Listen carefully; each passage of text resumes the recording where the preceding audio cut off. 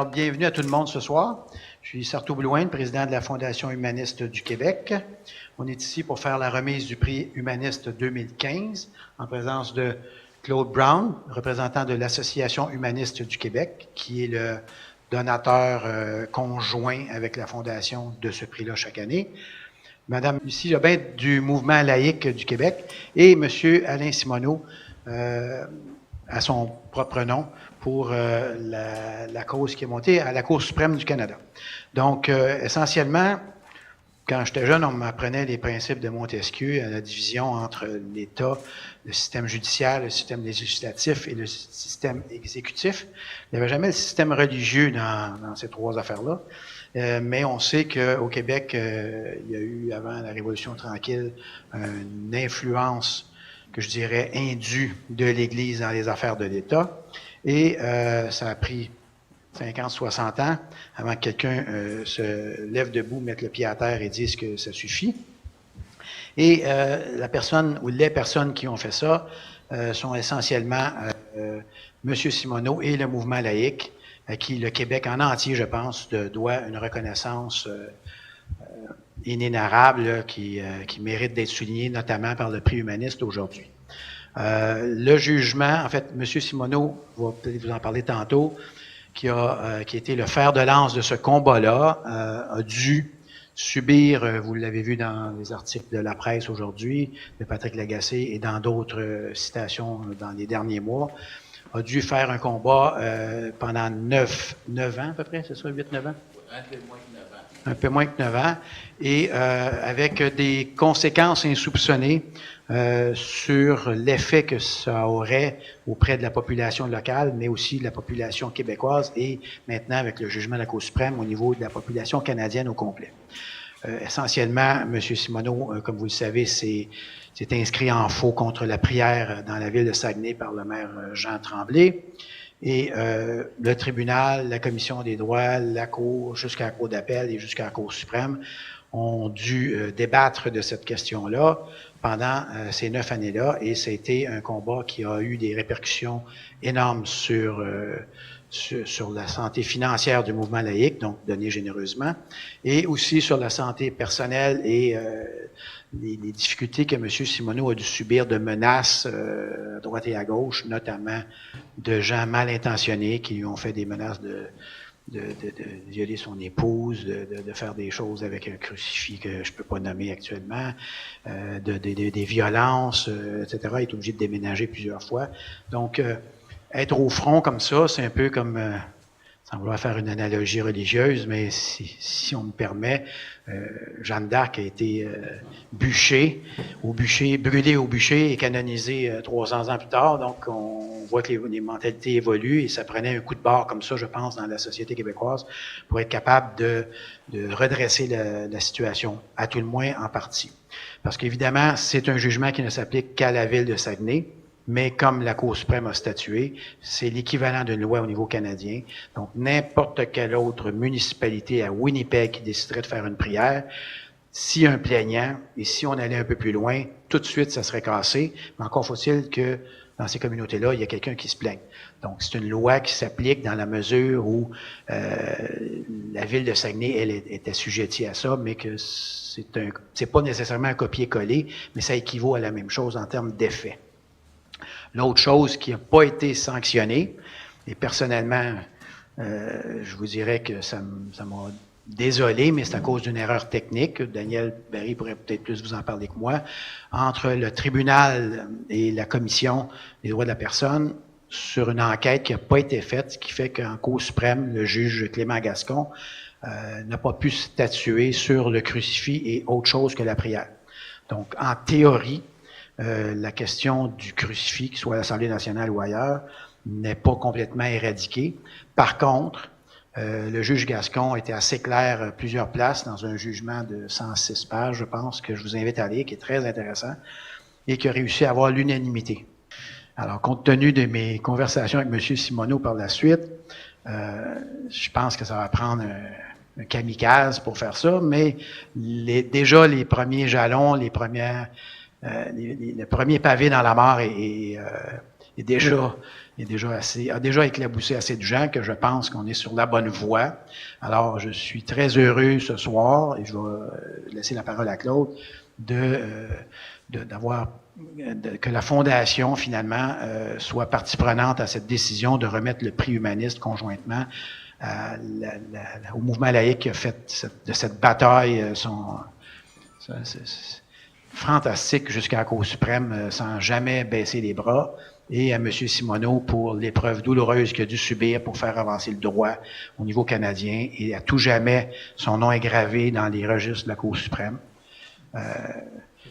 Donc, c'est très valorisant pour tout le monde, même si ça a été pénible et difficile à faire, mais c'est pour ça qu'on est là. Donc, je laisse la parole à Claude, et après ça, les deux récipiendaires, s'ils veulent vous adresser quelques mots avant la remise des plaques et des chèques, bien entendu. Bonsoir tout le monde. Il me fait plaisir de dire quelques mots au nom de l'Association humaniste du Québec. Nous regrettons que Michel Virard, le président de l'Association humaniste, ne soit pas en mesure d'être ici ce soir. Sa conjointe Valérie est décédée lundi. Il est encore dans le tourment.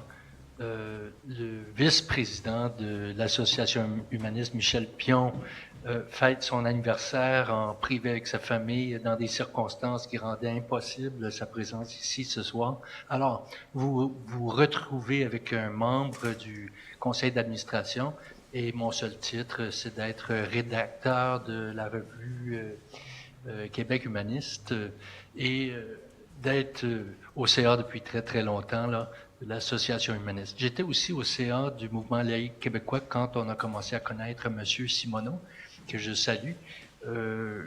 J'ai déjà eu une correspondance avec lui, il s'en souvient sûrement pas, mais je lui avais demandé sa photo. Vous vous souvenez de cette correspondance pour faire la promotion de sa cause dans la revue à cette époque du mouvement laïque québécois, Cité laïque. Je salue Lucie Jobin, la présidente du mouvement laïque québécois, et je félicite la présidente ainsi que le mouvement pour cette immense victoire. Je salue Sarto Blouin, président de la Fondation humaniste du Québec, et le remercie d'avoir travaillé pour la mise au point, la création de ce prix, la collecte de fonds pour ce prix et le choix judicieux du récipiendaire, à notre avis. Un jugement qui a été très unanime et très facile à faire, instantané dans nos délibérations, quand le nom de M. Simoneau a circulé pour le prix humaniste. Vraiment, là, il n'y a pas eu de discussion à l'Association humaniste. Bien. J'aurais salué aussi M. Yves Allary, Luc Allary, excusez-moi, Luc Allary. Je ne devrais pas être en train de l'oublier, je l'ai bien connu dans le temps, et là, sa célébrité fait une remontée au niveau de des nombreux combats laïques qu'il a fait.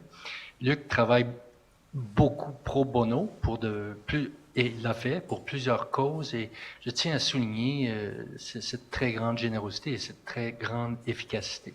Et un dernier mot sur comment un humaniste peut interpréter cette immense victoire de M. Simoneau et la valeur donc de ce prix qui lui est remis ce soir. On ne peut pas présumer des intentions intimes et de la conscience de la situation de M. Simoneau. Ça pourrait aller de quelque chose de très superficiel à quelque chose de très, très profond et très, très riche. Toutes les raisons seraient bonnes. Ça peut être simplement une détestation de la crédulité qui ferait que on n'en veut pas de prière dans des assemblées municipales. Mais ça risque d'être plus profond que ça. Peut-être y a-t-il un amour de la science, un attachement à la rationalité, enfin toutes sortes de raisons pour que des délibérations publiques soient laïques. Et il doit y avoir aussi sûrement un élément émotionnel que beaucoup d'entre nous ici, au moins ce soir, auront pu avoir vécu. Un bénédicité qui se dit sans consulter à savoir si ça offense quelqu'un. Un rituel religieux qui impose une vision du monde à une assemblée. une procédure qui a tendance à dogmatiser et à stéréotyper des visions du monde, à idéologiser les rapports entre les humains, à faire en sorte que ceux qui adhèrent pas à une vision du monde ou à une façon d'être en ce monde sont réduits à néant, perdent la possibilité de se manifester, disparaissent de la face de la terre. Vivre ça sur le plancher d'un conseil, d'une assemblée publique, d'une assemblée politique, de droit et d'État, c'est intolérable. Et je comprends très, très bien que M. Simoneau ait eu une réaction affective face à ça. Et dans une première phase, et une autre réaction affective dans un deuxième temps, qui consiste à dire, moi, je vais pas me laisser passer sur le corps comme ça. Je vais pas accepter de disparaître. Je vais pas accepter que ma dignité en tant que citoyen de cette ville, ça pourrait être de cette province, de ce pays, il y a des déficits de laïcité au niveau des provinces, de notre province. Il y a un préambule qui affirme l'existence de Dieu dans la Constitution canadienne. Il y a des lois sur le blasphème au niveau du Canada. Il y a beaucoup d'atteintes à la dignité des personnes qui sont soit incroyantes, agnostiques ou athées au Québec et au Canada. M. Simoneau a fait une immense contribution pour qu'il y ait un petit peu plus de respect de cette tranche de la population qui est très grande. Au Québec, c'est la deuxième dénomination, c'est d'abord les catholiques, et le deuxième groupe cosmogonique, si vous voulez, c'est les sans religion. C'est beaucoup, beaucoup, beaucoup de monde. Et donc, on mène une cause pour une tranche très significative de la population, enfin, M. Simoneau.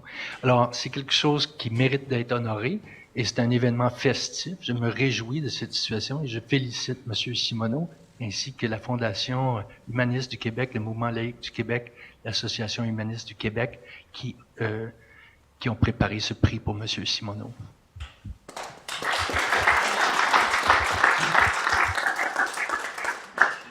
Alors, mesdames et messieurs de la Fondation humaniste et de l'Association humaniste du Québec, comme vous avez pu le constater à travers les médias et depuis presque la mi-avril, le MLQ est très heureux de ce jugement et l'ont accueilli avec une grande satisfaction par ceux qui l'avaient porté plainte contre cette pratique avec Alain Simoneau, qui était résident du Saguenay. Et nous tenons aussi à remercier Maître Luc Allary, qui a travaillé sans relâche depuis 2007 dans cette cause.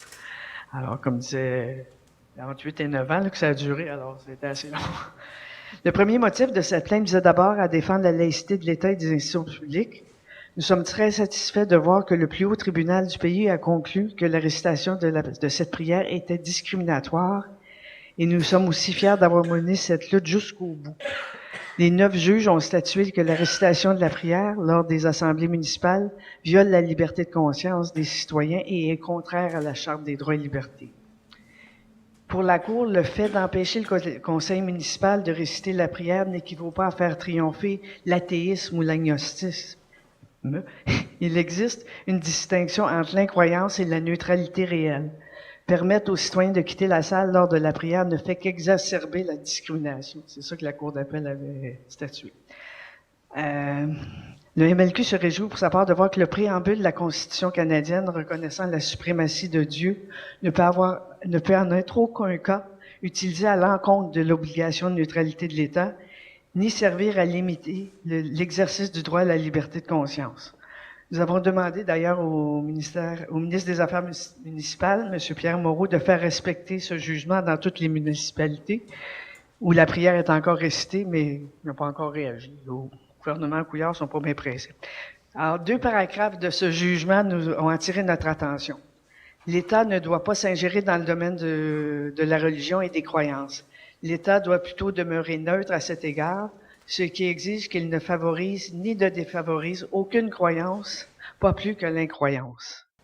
Sur le patrimoine, Sarto en a parlé tout à l'heure, et les symboles religieux, les juges ont fait cette remarque. Si, sous le couvert d'une réalité culturelle, historique ou patrimoniale, l'État adhère à une forme d'expression religieuse, il ne respecte pas son obligation de neutralité.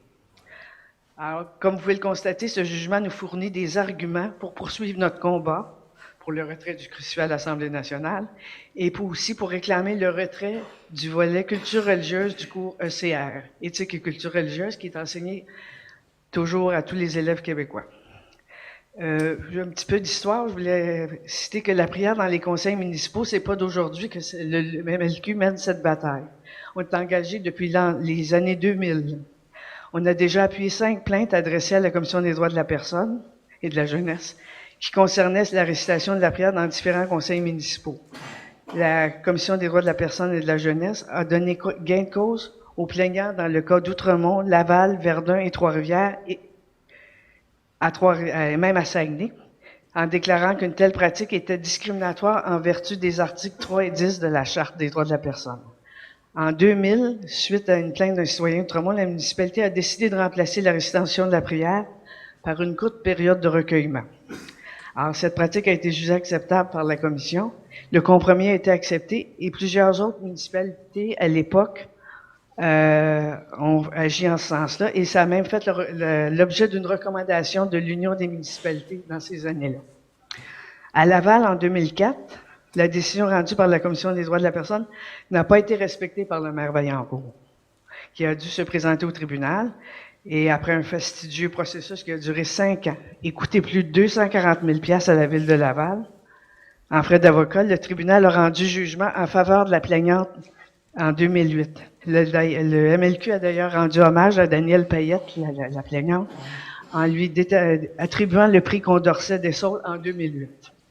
Et en 2008, le maire Tremblay, faisant fi du jugement du tribunal de la personne, a décidé de passer outre la décision rendue par la CDPJ en faveur du plaignant, M. Simoneau. La cause a alors été entendue en 2009, mars 2009. Le tribunal a une fois de plus donné raison à MLQ et aux plaignants. Cependant, le maire Tremblay a porté la décision en appel et cette décision a donné raison cette dernière a donné raison au maire Tremblay. Et en mai 2013, la Cour d'appel a fait ça. Et après ça, suite, le mouvement laïque est allé jusqu'à la Cour suprême et finalement, on a gagné. Alors, la saga de Saguenay s'est conclue avec succès. Et nous sommes très honorés de recevoir le prix humaniste 2015 et de le partager avec M. Simoneau, car nous avons réussi à faire valoir les valeurs humanistes et la pensée critique telle la liberté de conscience et faire reconnaître la réelle séparation de l'Église et de l'État.